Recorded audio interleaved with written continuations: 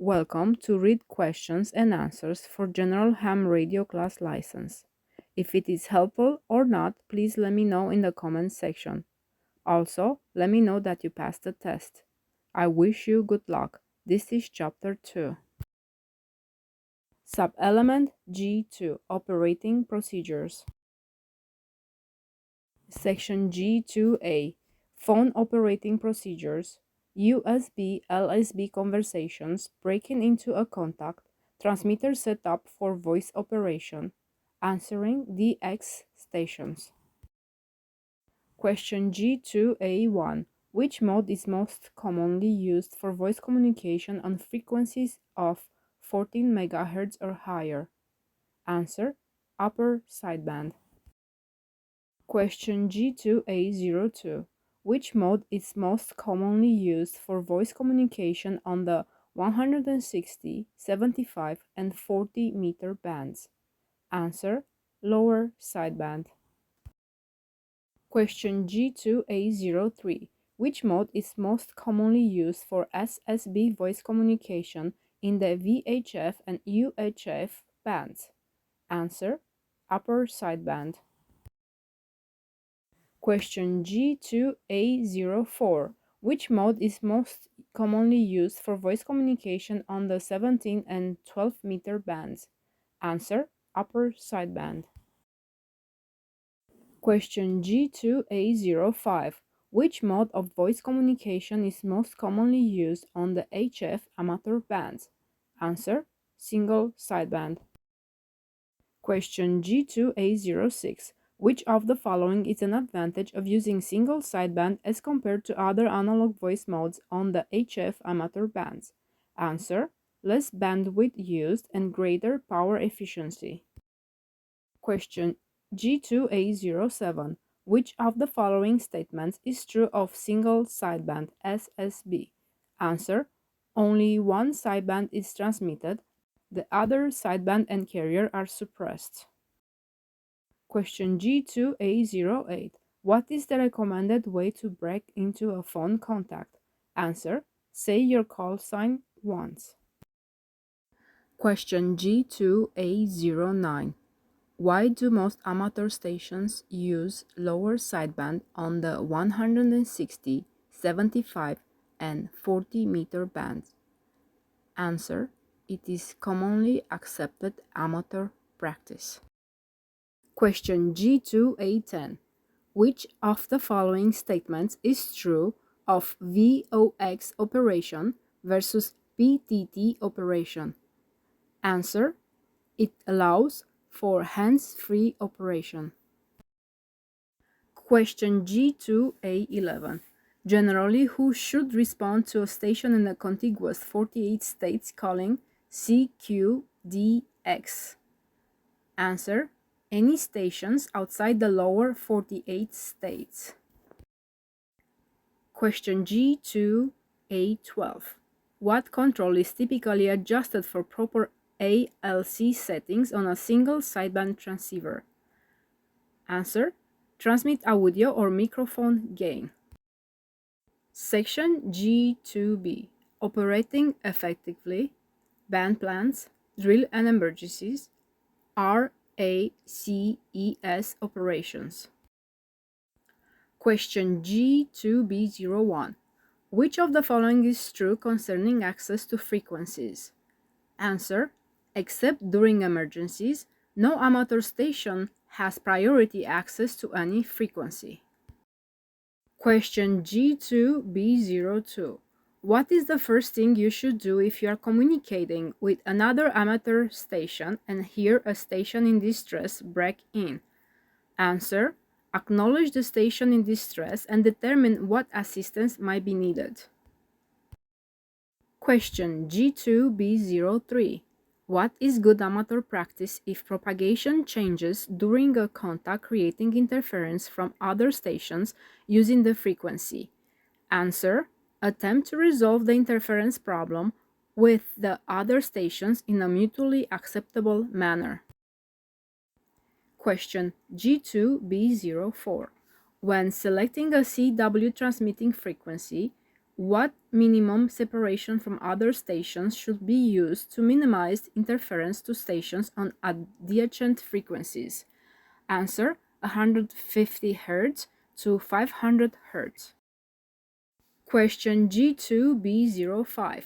When selecting a SSB transmitting frequency, what minimum separation should be used to minimize interference to stations on adjacent frequencies?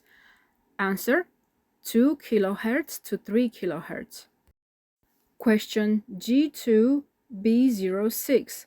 How can you avoid harmful interference on apparently clear frequency before calling CQ on CW or phone?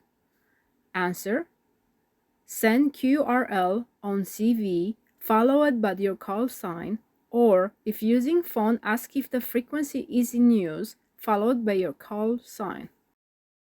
Question G2B07. Which of the following complies with commonly accepted amateur practice when choosing a frequency on which to initiate a call? Answer: follow the voluntary band plan. Question G2B08. What is the voluntary band plan restrictions for US station transmitting within the 48 contiguous states in the 50.1 MHz to 50.125 MHz band segment? Answer: only contacts with stations not within the 48 contiguous states. Question G2B09. Who may be the control operator of an amateur station transmitting in RECES to assist relief operations during a disaster? Answer: only a person holding an FCC-issued amateur operator license. Question G2B10. Which of the following is good amateur practice for net management? Answer: have a backup frequency in case of interference or poor conditions. Question G2B11. How often may RACES training, drills, and tests be routinely conducted without special authorization? Answer: no more than 1 hour per week. Section G2C. CV operating procedures and procedural signs, Q signals, full break-in. Question G2C01. Which of the following describes full break-in in CW operation? QSK. Answer: transmitting stations can receive between code characters and elements. Question G2C02. What should you do if a CW station sends a QRS? Answer: send slower. Question G2C03. What does it mean when a CW operator sends a KN at the end of a transmission? Answer: listening only for a specific station or stations. Question G2C04. What does the Q signal QRL mean? Answer: are you busy or is this frequency in use? Question G2C05. What is the best speed to use when answering a CQ in Morse code? Answer: the fastest speed at which you are comfortable copying, but no faster than the CQ. Question G2C06. What does the term 0-bit mean in CW operation? Answer: matching the transmit frequency to the frequency of a received signal. Question G2C07. When sending CW, what does the C mean when added to the RCT report? Answer: chirpy or unstable signal. Question G2C08. What sign is sent to indicate the end of a formal message when using CW? Answer: AR. Question G2C09. What does the Q signal QSL mean? Answer: I have received and understood. Question G2C10. What does the Q signal QRN mean? Answer: I am troubled by static. Question G2C11. What does the Q signal QRV mean? Answer: I am ready to receive. Section G2D, Volunteer Monitor Program, HF Operations. Question G2D01. What is the Volunteer Monitor Program? Answer: amateur volunteers who are formally enlisted to monitor the airways for rules violations. Question G2D02. Which of the following are objectives of the Volunteer Monitor Program? Answer: to encourage amateur radio operations to self-regulate and comply with the rules. Question G2D03. What procedure may be used by volunteer monitors to localize a station whose continuous carrier is holding a repeater on in their area? Answer: compare beam headings on the repeater input from their home locations with that of other volunteer monitors. Question G2D04. Which of the following describes an azimuthal projection map?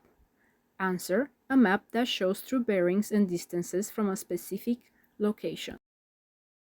Question G2D05. Which of the following indicates that you are looking for an HF contact with any station? Answer: repeat CQ a few times, follow it by this is it, then your call sign a few times, then pause to listen. Repeat as necessary. Question G2D06. How is a directional antenna pointed when making a long path contact with another station? Answer: 180 degrees from the station's short path heading. Question G2D07. Which of the following are examples of the NATO phonetic alphabet? Answer: Alpha, Bravo, Charlie, Delta. Question G2D08. Why do many amateurs keep a station log? Answer: to help with a reply if the FCC requests information about your station. Question G2D09. Which of the following is required when participating in a contest on HF frequencies? Answer: identify your station according to normal FCC regulations. Question G2D10. What is QRP operation? Answer: low power transmit operation. Question G2D11. Why are signal reports typically exchanged at the beginning of an HF contact? Answer: to allow each station to operate according to conditions.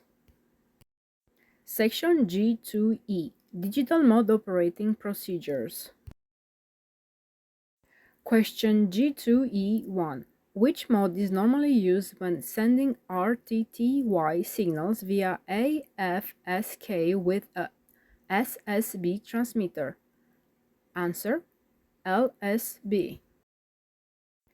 Question G2E2. What is VARA? Answer: a digital protocol used with WinLink. Question G2E03. What symptoms may result from other signals interfering with a Pactor or VARA transmission? Answer: all these choices are correct, which are frequent retries or timeouts, long pauses in message transmission, failure to establish a connection between stations. Question G2E04. Which of the following is good practice when choosing a transmitting frequency to answer a station calling CQ using FT8? Answer: find the clear frequency during the alternate time slot to the calling station. Question G2E05. What is the standard sideband for JT65, JT9, FT4, or FT8 digital signal when using AFCK? Answer: USB. Question G2E06. What is the most common frequency shift for RTTY emissions in the amateur HF bands? Answer: 170 Hz. Question G2E07. Which of the following is required when using FT8? Answer: computer time accurate to within approximately 1 second. Question G2E08. In what segment of the 20-meter band are most digital mode operation commonly found? Answer: between 14.070 MHz and 14.100 MHz. Question G2E09. How do you join a contact between two stations using the Pactor protocol? Answer: joining an existing contact is not possible. Pactor connections are limited to two stations. Question G2E10. Which of the following is a way to establish contact with the digital messaging system gateway station? Answer: transmit a connect message on the station's published frequency.